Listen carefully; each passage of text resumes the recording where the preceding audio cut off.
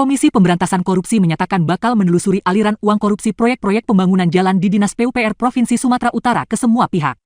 Tidak terkecuali kepada Gubernur Sumatera Utara Bobi Nasution. Sebabnya dalam kasus itu, KPK telah menetapkan anak buah Bobi sebagai tersangka, yaitu Kepala Dinas PUPR Sumut Topan Obaja Putra Ginting. KPK akan menelusuri apakah ada setoran yang diberikan Topan Obaja Putra Ginting kepada Bobi Nasution. Asep mengisyaratkan KPK tidak akan pilih kasih dalam mengusut kasus korupsi di perkara ini. Soalnya KPK terus bekerja sama dengan PPATK untuk menelusuri jejak uang atau follow the money dalam kasus ini. Lebih jauh, Asep menegaskan bahwa KPK akan memeriksa pihak-pihak yang diduga terkait dalam perkara tersebut.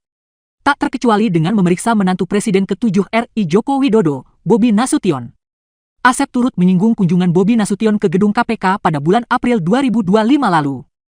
Kunjungan tersebut disebut tidak secara spesifik membahas kasus ini.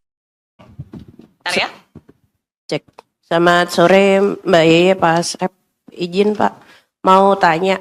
Ini kan Kadis PUPR itu kalau saya baca-baca di sejumlah media daerah, itu kan disoroti sebagai orang dekatnya Bobi Nasution. Gubernur Sumut dan pernah menjadi walkot. Bahkan si TOP ini juga pernah jadi PLT Sekda Kota Medan dan disebut juga membantu pemenangan pilkada di Kota Medan dan di Sumut gitu. Nah pertanyaan saya tuh apakah nantinya KPK akan mengusut adanya setoran uang ke Bobi Nasution gitu atau ke pihak-pihak lain yang di atasnya si TOP ini sebagai kadis. Itu yang pertama. Yang kedua, kalau saya nggak salah itu di bulan April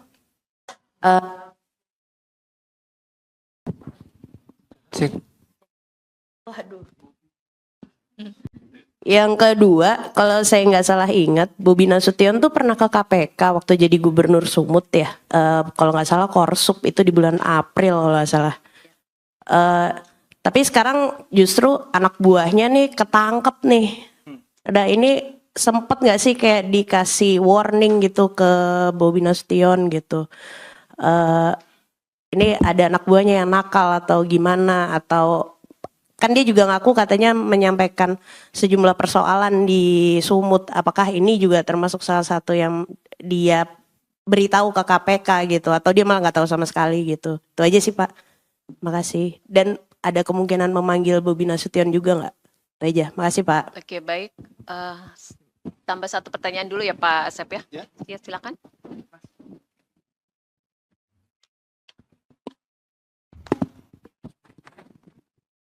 Ya, selamat sore Mbak Ye, Pak Asep. Saya Rizky dari Tempo. Mas Rizky ya. Okay. Ya. Yang pertama sih saya masih agak bingung soal kan yang diamankan 6 orang ya Pak Asep ya. Siapa? 6 orang yang diamankan ya. Ya, sementara yang jadi tersangka 5 orang. Nah, satunya ini siapa dan kenapa Pak Asep? Itu dulu. Terus masih terkait dengan keterkaitan Pak Bobi tadi ya ditanyakan oleh Mbak. Jadi mungkin minta konfirmasi aja nih Pak Asep, benarkah barangkali dari operasi itu kemarin penyidik atau Satgas itu menemukan bukti percakapan gitu antara para tersangka mungkin ke Pak Bobi tentang keterlibatannya itu. Terus apa tindakan KPK kalau memang itu benar ya setelah itu gitu, apakah berencana langsung ke rumah Pak Bobi apa gimana? Itu aja sih Pak Asep. Terima kasih. Oke, baik. Terima kasih Rizky dan Tasya. Silakan Pak Asep untuk menanggapi Terima kasih, pertanyaan. Mbak Yeye. Terima kasih Mbak Tasya. Sudah lama kayaknya ya, nggak konvers. Baik, dari Mbak Tasya, secara garis besar ada 2 yang ditanyakan, tapi nanti beranak kayaknya ini. Yang pertama terkait dengan profil dari TOP ya Mbak ya, Kadis PUPR. Mana tadi Mbak menyampaikan orang dekatnya gubernur, saudara BN, bahkan mungkin dari sebelum jadi gubernur ya, sudah menjadi orang dekatnya. Kemudian pernah juga menjabat PLT Sekda Kota Medan waktu saudara BN menjabat Wali Kota Medan gitu ya, dan lain-lain.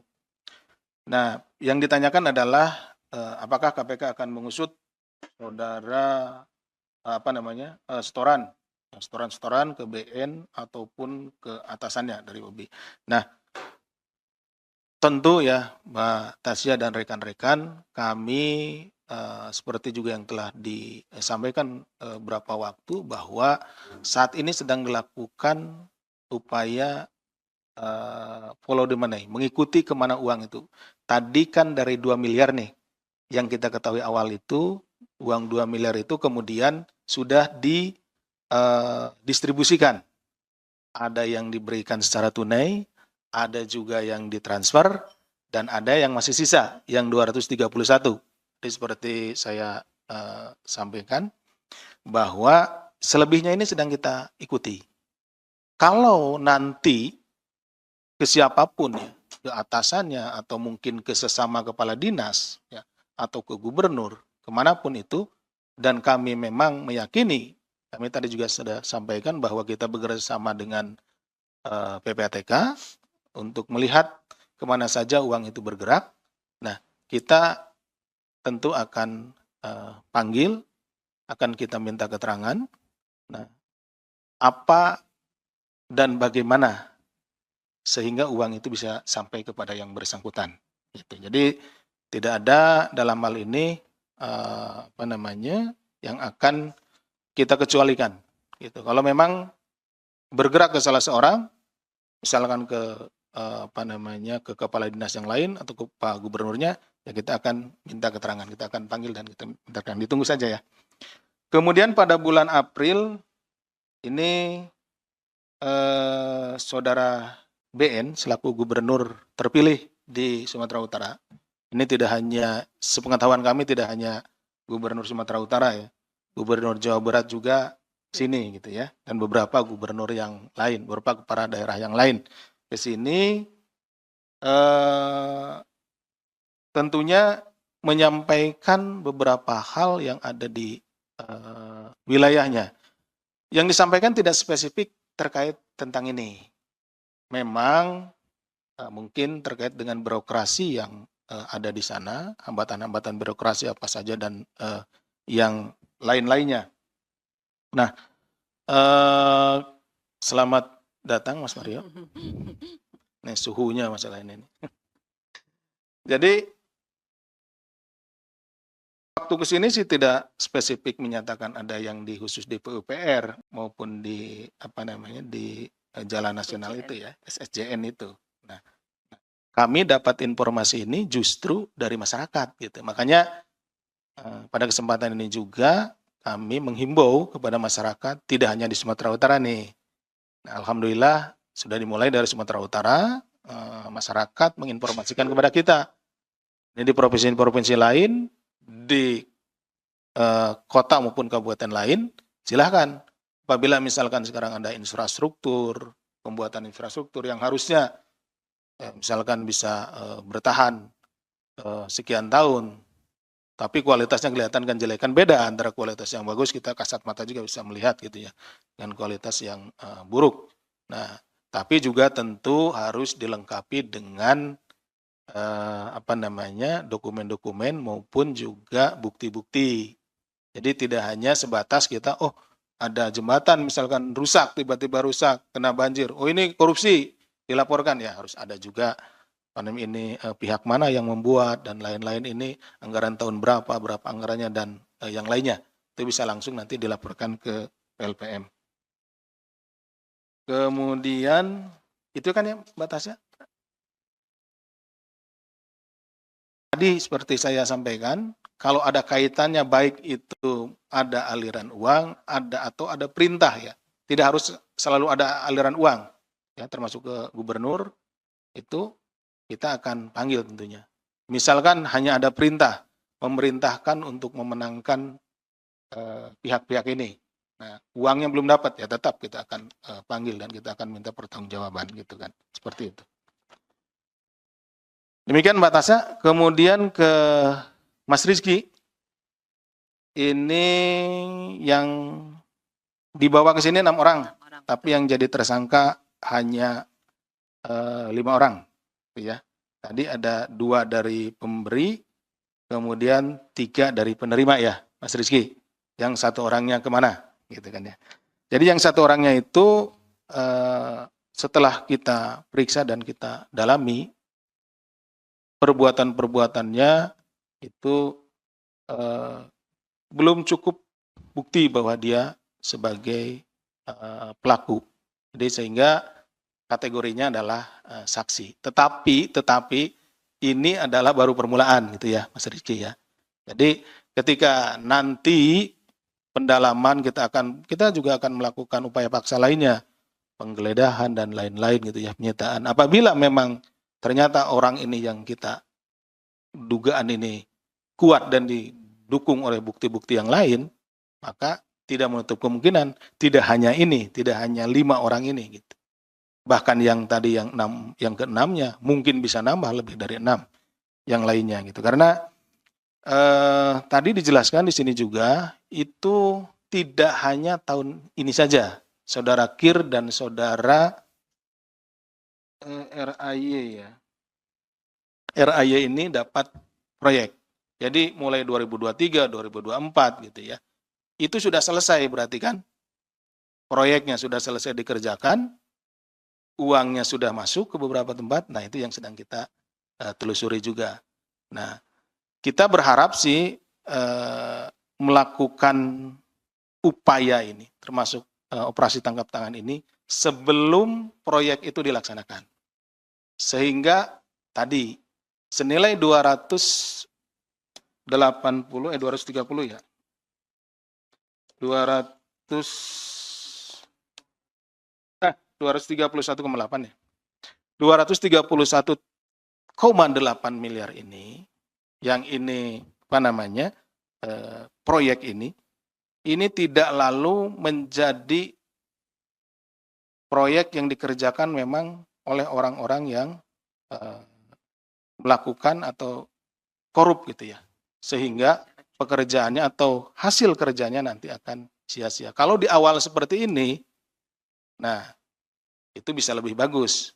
Kenapa? Karena kita bisa mengeliminir, membantu pihak dalam hal ini Provinsi Sumatera Utara untuk mengeliminir perusahaan-perusahaan yang tidak kredibel ini, yang berusaha mendapatkan proyek itu dengan cara-cara curang, dengan menyuap beberapa pihak.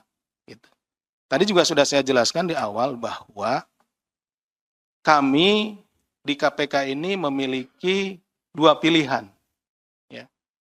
Pilihan pertama adalah kami biarkan dulu proyek ini yang 231,8 ini biarkan dulu berjalan. Biarkan dulu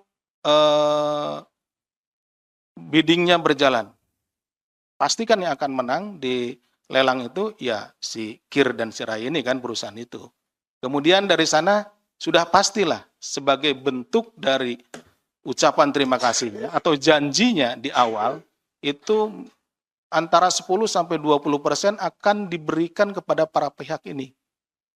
Berarti dari 231 itu sekitar 46 miliar itu akan dikeluarkan dari anggaran tersebut bukan untuk membangun jalan, tapi untuk diberikan kepada orang-orang ini, para pejabat ini. Pada saat itulah kita lakukan OTT. KPK dapat 46 miliar. Saya bawa ke sini 46 miliar barangnya, rekan-rekan bisa lihat nanti gitu kan. Tapi ada tapinya. Tapi jalannya sudah jadi dengan kualitas yang jelek. Dan masyarakat tidak akan mendapatkan manfaatnya. Gitu. Pilihan kedua ya. Karena KPK sudah tahu, tim sudah tahu bahwa Kir dan RAY ini berusaha mendapatkan proyek yang jumlahnya 231,8 miliar ini dengan cara-cara menyuap. Di awal kita sudah ambil nih, walaupun yang kita ambil tadi cuman ada sejumlah 231 juta. Gitu. Hampir mirip nih, 231 miliar ini 231 juta ya. Ada 231 juta, sisanya dari 2 miliar yang sudah dibagi-bagikan. Tadi rekan-rekan bisa melihat jumlahnya cuma segini, kecil. Ya. Tetapi manfaat yang dirasakan oleh masyarakat akan besar. Kenapa? Karena proyek jalan ini tidak akan dikerjakan oleh perusahaan-perusahaannya KIR maupun oleh perusahaannya RAY. Yang jelas-jelas dia ingin mendapatkan proyek itu dengan cara-cara curang. Kami berharap, tapi ini bolanya bukan di kami nih. Bolanya sekarang ada di pemerintah daerah. Kami berharap dengan KIR dan RAY ini perusahaannya kita sudah ambil, pilihlah perusahaan-perusahaan yang kredibel. Pilihlah perusahaan-perusahaan yang memang, kalau boleh dibilang yang nasionalis lah. Dari 231 miliar itu mungkin digunakan lah. Diambil keuntungannya, silakan ya itu yang wajar ya. Kemudian digunakan semuanya untuk pembangunan jalan. Sehingga kualitas jalannya akan menjadi bagus. Dan masyarakat akan menikmatinya. Itu pilihannya. Itu seperti itu. Jadi rekan-rekan yang dipilih oleh KPK dan tentunya oleh pimpinan adalah outcome-nya. Bagaimana masyarakat akan memperoleh manfaat yang lebih besar. Dibanding kita menunggu untuk melihat bahwa KPK berhasil meng-OTT, mengamankan 46 miliar. Seperti itu kira-kira rekan-rekan. Tadi kalau yang terkait dengan gubernur, saudara BN, sudah dijawab juga ya Mas Rizky, bahwa siapapun yang terlibat di dalam perkara ini, tentu kami tidak akan ragu-ragu untuk memanggil dan meminta pertanggungjawaban. Silakan Mbak. Iya, mungkin. Oke, baik. Terima kasih.